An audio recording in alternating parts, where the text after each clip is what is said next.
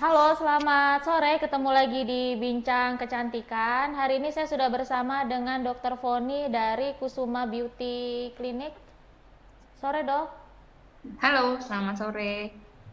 Sore, apa kabar, Dok? Alhamdulillah baik. Ini Ya, udah gimana lama Pak nggak sama dokter Guru? ya? Lagi di mana ini, Dok? Saya lagi praktek nih di Kusuma. Oh, lagi praktek ya, Dok ya? Lagi ada jam praktek.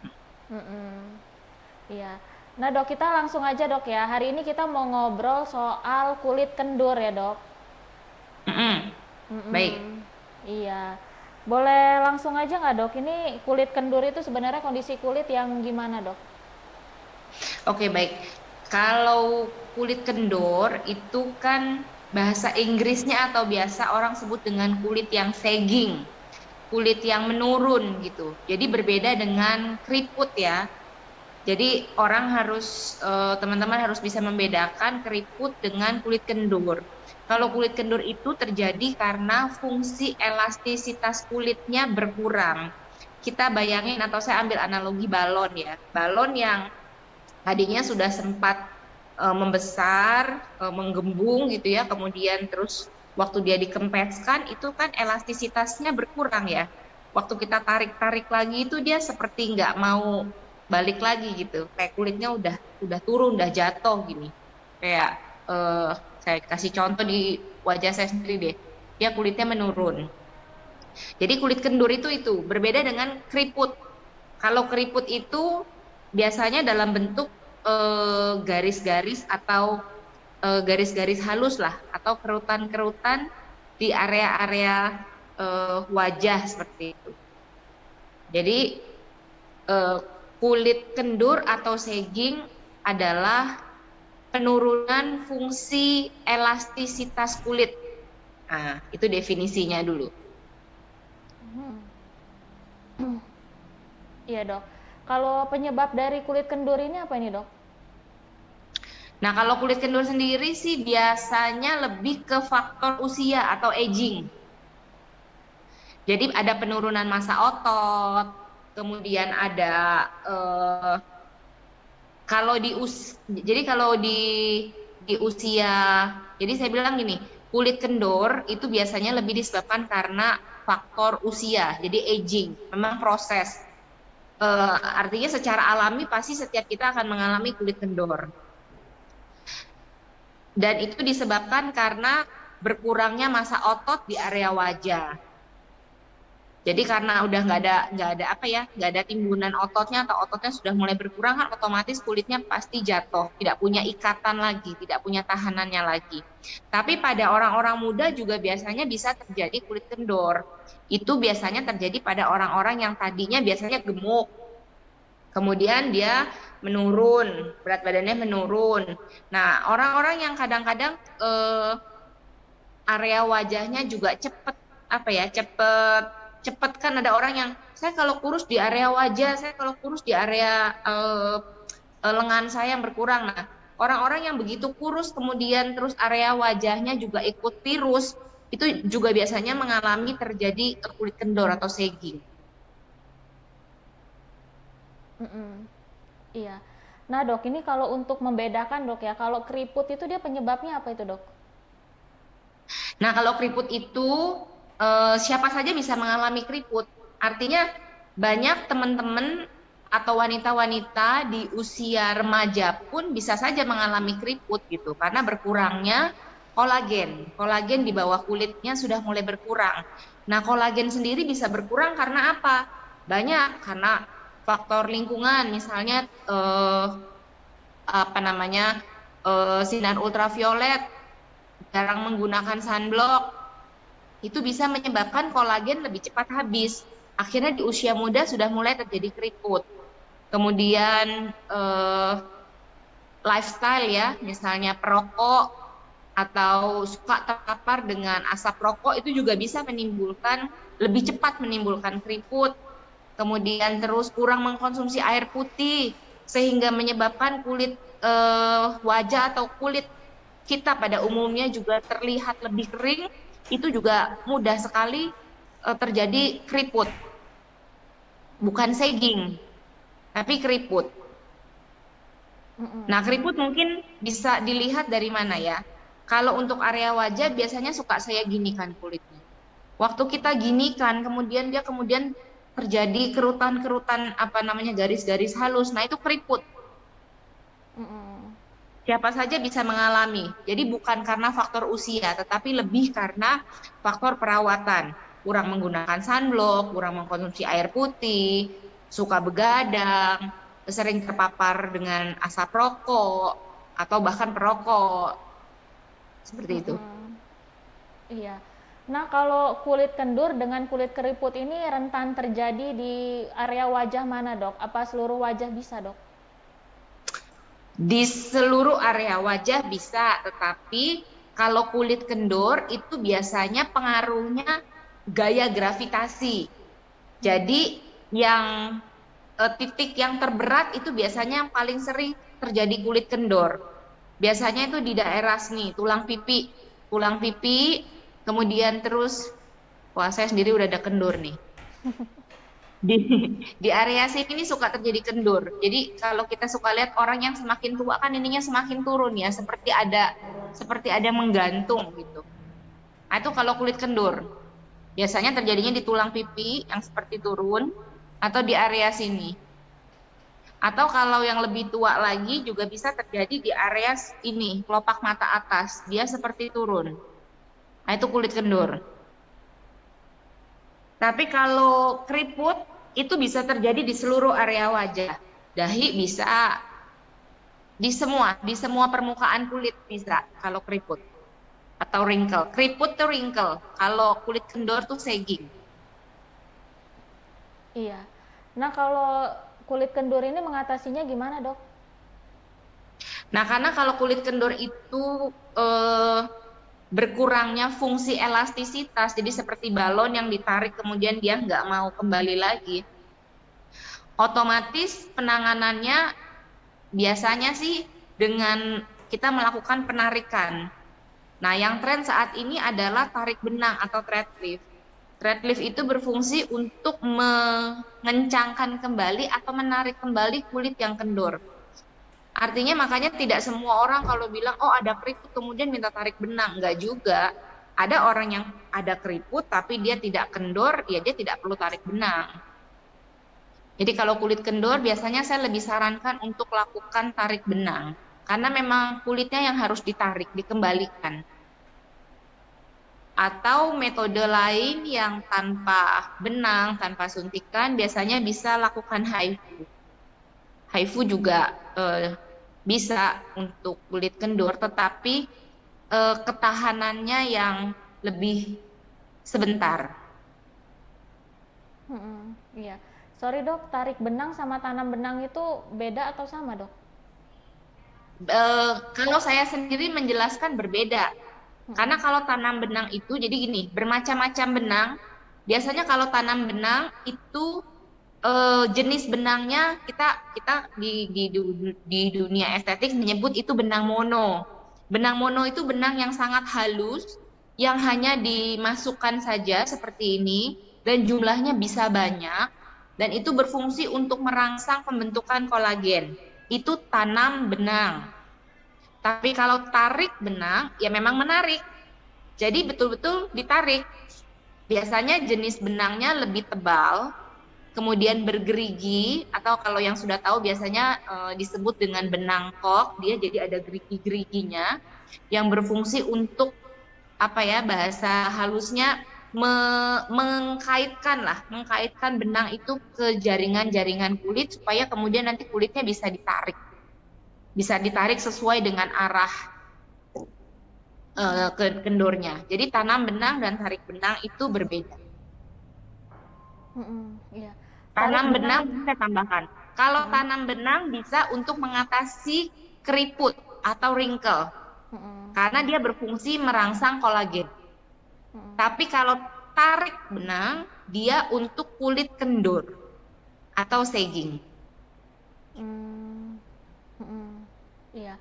Nah, tarik benang sama tanam benang ini ketahanannya bisa berapa bulan, Dok? Kalau sampai benangnya sendiri habis terserap atau terabsorpsi oleh tubuh itu 1 tahun. Tapi tingkat tarikan atau bahasanya kekencangan. Jadi misalnya kita tarik benang nih hari ini, kan langsung kencang banget tuh. Tapi kan tarikan itu lama-lama punya ketahanan, dia berkurang. Nah, itu estimasinya antara 4 sampai 6 bulan. Yang dia betul-betul bertahan kenceng ya. Setelah 4 sampai 6 bulan biasanya dia sudah mulai berkurang sih. Sampai kemudian benangnya habis itu kira-kira 1 tahun. Iya. Nah, pasien ditanyakan jadi kapan dokter baiknya buat mengulang kembali si tarik benang itu kan. Kalau orangnya yang betul-betul nggak pengen punya kulitnya nggak pengen terlihat kendur sama sekali sih biasanya antara 4 sampai 6 bulan itu sudah bisa mengulang kembali. Tapi kalau yang mau nunggu sampai benangnya habis itu kurang lebih 1 tahun. Iya, kalau tanam benang dok, apa ketahanannya juga segitu dok? Enggak, karena tanam benang itu yang tadi saya bilang benangnya hanya benang-benang yang tipis dan halus itu ketahanannya jauh lebih cepat habis, lebih cepat terabsorpsi. Nah kalau tanam benang sendiri biasanya 2 bulan, 3 bulan sekali sudah boleh melakukan pengulangan. Iya. Nah itu kalau di awal-awal setelah tanam benang gitu dok, supaya hasilnya makin di awal-awal setelah tarik benang, sorry maksudnya, itu biar hasilnya maksimal itu ada nggak sih dok yang nggak boleh dilakukan? Biasanya kalau sehabis tarik benang itu kan paskanya tuh agak nyeri ya.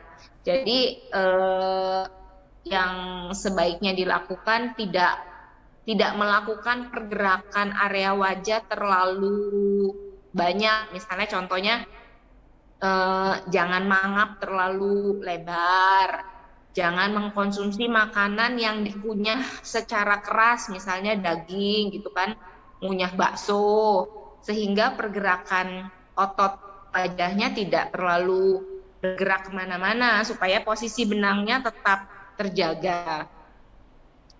Kemudian tidak melakukan perawatan seperti facial terlebih dahulu, jangan. Kemudian laser juga sebaiknya dihindari. Kenapa? Supaya benangnya tuh tidak kalau bahasanya tidak cepat rusak. Karena benang itu kalau belum terabsorpsi dengan jaringan tubuh kita, lalu terkena sinar laser itu kan panas. Dia biasanya bisa merusak si benang. Jadi pantangannya jangan melakukan pergerakan otot yang berlebihan, jangan melakukan facial terlebih dahulu apabila masih nyeri, dan jangan melakukan laser terlebih dahulu. Ya. Kalau tanam benang apakah pantangannya juga sama dok? Untuk tanam benang pantangannya paling jangan laser terlebih dahulu. Karena kalau tanam benang dia lebih tidak nyeri, seperti tidak diapa-apain. Biasanya dia lebih pasca atau downtime dari pasca treatmentnya jauh lebih cepat sehingga tidak terlalu banyak pantangan. Hanya jangan laser dulu tetap karena akan merusak kualitas benang. Iya. Tapi gimana dok, itu dalam kondisi kulit yang gimana nggak boleh tanam benang dan tarik benang ini dok? Kondisi kulit yang biasanya masih punya masalah dengan tekstur kulit seperti misalnya lagi berjerawat, lagi ada peradangan, yang seperti itu tidak saya izinkan atau tidak dianjurkan untuk melakukan tarik benang terlebih dahulu ya. Karena nanti akan menambah masalah baru, karena kan itu kita memasukkan benda asing, takutnya nanti malah terjadi infeksi yang lain. Jadi dalam kondisi kulit berjerawat sebaiknya tidak melakukan tanam benang atau tarik benang. Kemudian untuk kondisi kulit yang sensitif, mudah merah, mudah teriritasi, atau bahkan punya alergi-alergi tertentu juga sebaiknya tidak disarankan untuk melakukan tarik atau tanam benang. Iya. Nah, oke dok, ini kalau mencegah dari keriput dan kulit kendur ini gimana dok caranya? Baik, tadi kan saya bedakan. Kalau Mm-mm. keriput itu bisa terjadi di usia berapa saja. Terutama untuk usia-usia yang sudah mulai mengalami pubertas. Jadi keriput bisa terjadi di usia berapa saja, tidak selalu karena faktor usia atau aging. Tetapi kalau kulit kendur itu kan karena memang faktor aging ya. Nah, kalau untuk mengatasi atau mencegah kulit keriput, kembali lagi ke apa ya? Seperti bahasanya tuh seperti semua orang juga udah tahu sebenarnya gitu ya. Mm-mm. Rutin penggunaan sunscreen atau sunblock pada saat mau beraktivitas di cuaca panas.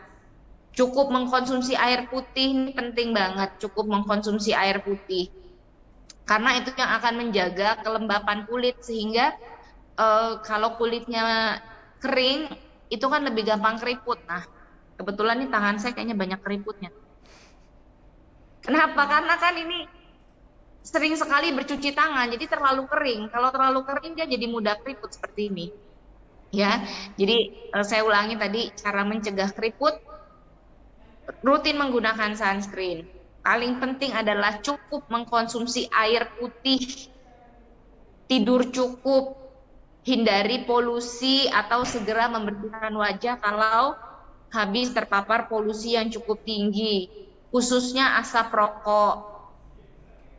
Rutin berolahraga itu bisa untuk mencegah keriput. Satu lagi, menggunakan moisturizer atau pelembab kulit, apalagi untuk teman-teman yang aktivitasnya atau bekerjanya selalu di ruang AC.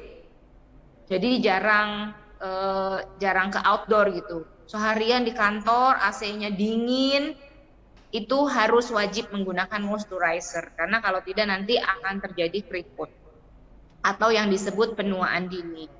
Sementara kalau untuk kulit kendur, kalau itu disebabkan karena faktor usia, ya mohon maaf, memang tidak bisa dicegah. Itu seiring berjalannya waktu dia tetap pasti akan terjadi. Seperti itu. Tapi kalau yang karena dia dari gemuk lalu ke kurus atau karena mengalami satu sakit penyakit tertentu kemudian mengalami penurunan berat badan, kemudian terjadi kulit kendur, ya yang paling ringan coba lakukan dulu HIFU seperti itu. Baru yang lainnya dengan melakukan tarik benang.